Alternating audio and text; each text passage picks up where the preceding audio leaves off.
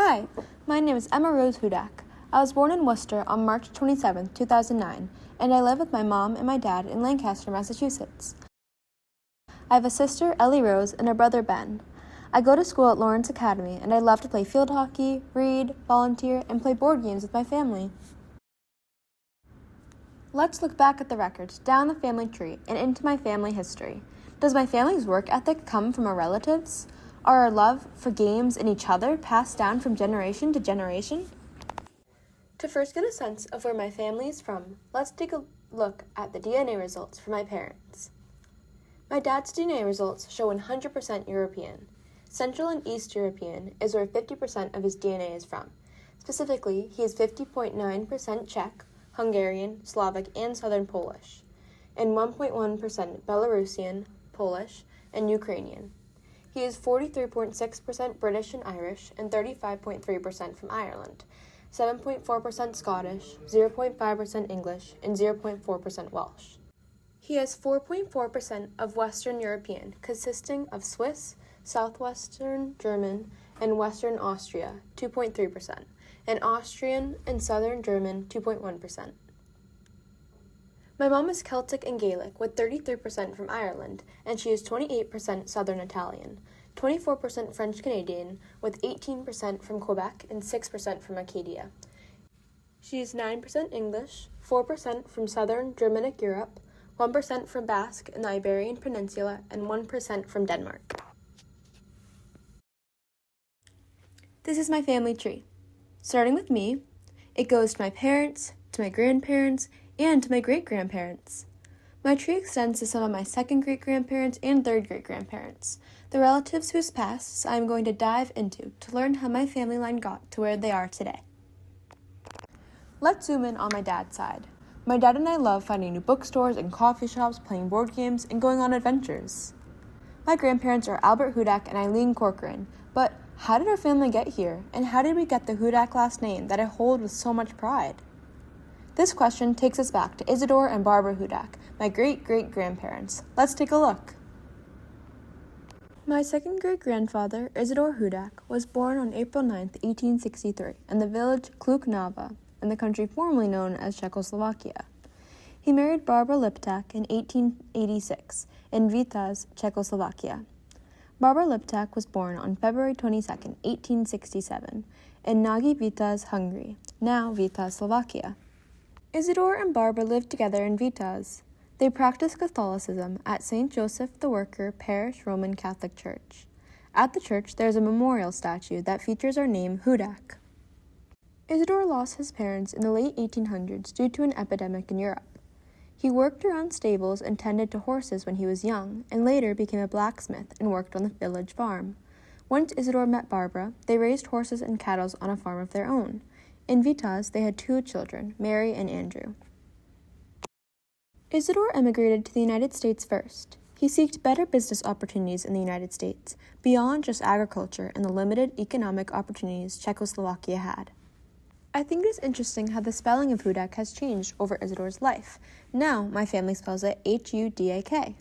But in Isidore's lifetime, it has been spelled with an accent on the A, Hudock, like on the petition for citizenship, or Hudack, like he signs it on his certificate.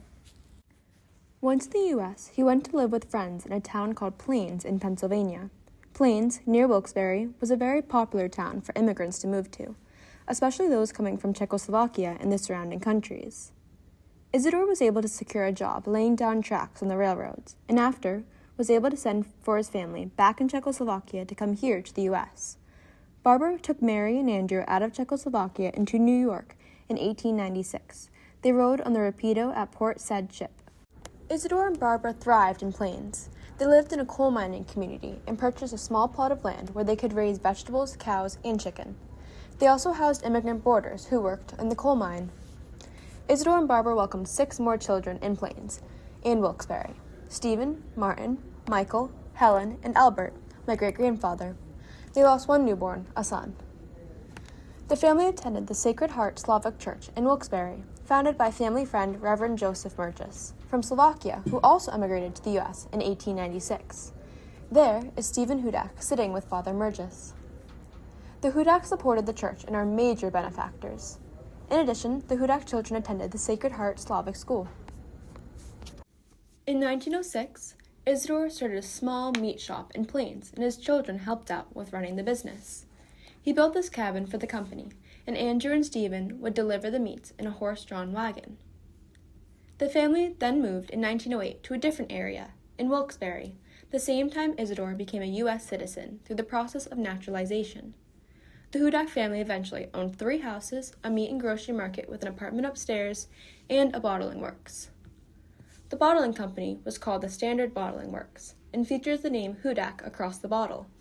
My great-uncle Joe still owns the bottle that still has soda inside, over a century old. The businesses were split between Isidore's children, and Isidore himself picked up a new job in the town. He was the first in the neighborhood to own a Ford automobile, and he then sold his horses to purchase more trucks to deliver meats, groceries, and soda pop. During the time period, streetcar strikes made it challenging for people to get around, so Isidore decided to use his Ford car to take people where they needed to be for a fee. He called it a jitney service, and was likely one of the first taxi services offered in the Wilkes-Barre area. The Hudak family story, with Isidore and Barbara, represent the utmost resilience and dedication. They both started out with nothing, represented by the name Hudak, which in Slavic means poor man or pauper. They went from little to no money nor education to thriving in the U.S., owning multiple houses and businesses. Isidore died October 29, 1942, when he was 79, due to a heart attack. He is buried at the family plot at the Sacred Heart Slavic Cemetery in Dallas, Pennsylvania. Barbara Hudak died June 7, 1945, due to a heart attack as well. She is buried next to Isidore at the Sacred Heart Slavic Cemetery.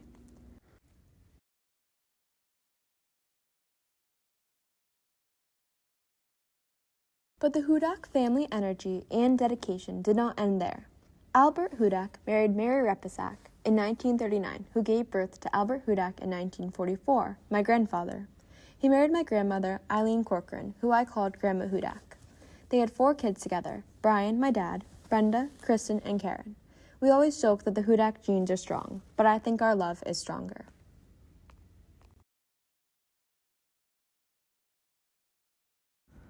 Everybody tells me my mom and I look identical, but where do our roots really come from? My mom and I love long car rides together, finding new cozy restaurants, and spending time in Maine. Taking a closer look at my mom's side, my grandparents are Alfred Foran and Jacqueline Wren. Grandpa Buzz and I are very close, sharing a love for candy, fresh veggies, and pool days. But where does this love come from, and how did we end up here? My great-great-grandparents, Cosmo De Caro and Virginia Cozzolina, came to Massachusetts all the way from Italy. Cosmo De Caro was born in 1877 in Italy. He married Virginia Cozzolina in 1902. Virginia Cozzolina was born on March 10, 1884, in Montescaglioso, Italy. In Italy, Cosmo was a countryman, working as a farmer and laborer in the farmlands of southern Italy. In the 1890s, Italy was experiencing an agrarian crisis, with low agricultural productivity and issues with France and Italy's tariff war, which impacted the exports of Italian products.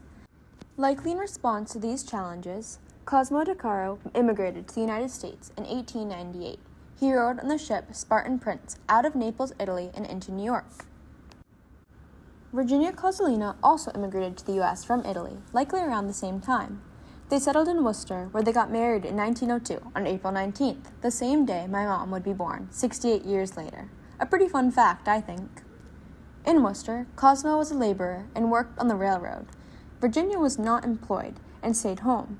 They had 6 kids together in Massachusetts, including Helen De Caro, in 1917, my great-grandmother.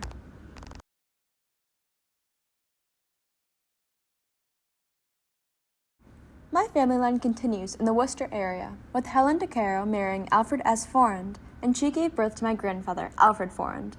Grandpa Buzz married my Grammy, Jacqueline Wren, in 1968. They had 2 daughters, my Auntie Lisa and my mom, Lynn. One of my favorite things to do with my mom, Auntie Lisa, and Grandpa Buzz is spend a day at his pool. It's even better when my cousin, Molly, who I call Maya, comes too. I wonder if Grandpa Buzz's love for his garden comes from Cosmo De Caro's passion in agriculture and his determination to find stable work for him and a stable home for his family. My mom and I could have inherited our similarities from my Grammy's side as well. My great-great-great-grandparents, James Carney and Mary McCarthy, came to Worcester from Ireland. James Carney was born in Ballingarry, Ireland, in 1858. James immigrated to the United States in 1880, closely followed by Mary in 1882. They got married in 1883 in Worcester and had 7 kids, including Catherine Carney, my great-great-grandmother. In Worcester, James worked as a watchman and served the city department, where he might have also worked as a firefighter. All his children attended school. Catherine Carney married William Wren, and they had John James Wren, my great-grandfather, in 1910. He married Eliza Tupin, who gave birth to my Grammy in 1947. Grammy and I were very close. We loved watching movies together and eating dinner together, and we shared a love for the beach. She passed away in March of 2024 and left me with lots of memories and a heart full of love. Now, 2 years after she passed, Grampy D, my mom's stepfather, gifted me a clatter ring that had belonged to Grammy. He said she used to wear it all the time, and he had started to wear it and decided to pass it down to me. He said Grammy would have wanted me to have it. The ring holds cultural significance too. The clatter ring, an Irish tradition, holds romantic, friendship, family, and loyalty significance. The ring consists of a heart, hands, and a crown representing love, friendship, and loyalty. The hand in which you wear the ring and the way it faces indicates the status of your heart. The ring is often handed down as a family heirloom, most commonly from mother to daughter or grandmother to granddaughter.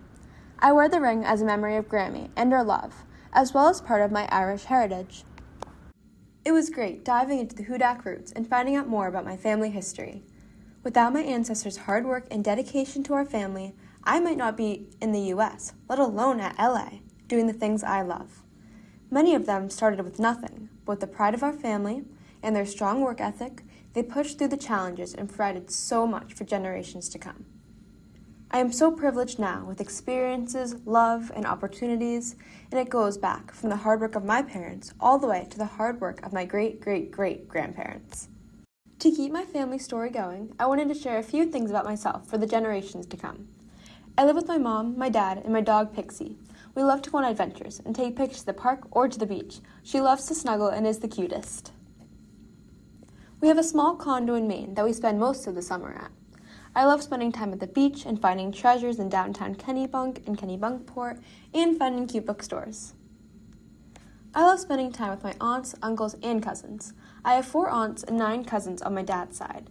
We hop between Massachusetts, New Hampshire, and Rhode Island, spending time celebrating holidays, playing at the beach, playing board games, outside, and watching scary movies, or even making them. On my mom's side is my Auntie Lisa, Uncle Mark, and my 3 cousins, Colin, Justin, and Molly. We spend most of the holidays with them and see them often, between sports games, holidays, or just general visits. My favorite traditions are our Christmas dinner and our Easter brunch, and one of my favorite memories is visiting Molly at college. We have a special bond that not many people would understand, a mix of our love and usually something going wrong at holiday meals. Classic. This is Emma Hudak, and I hope you enjoyed tuning in on Finding the Hudak Roots.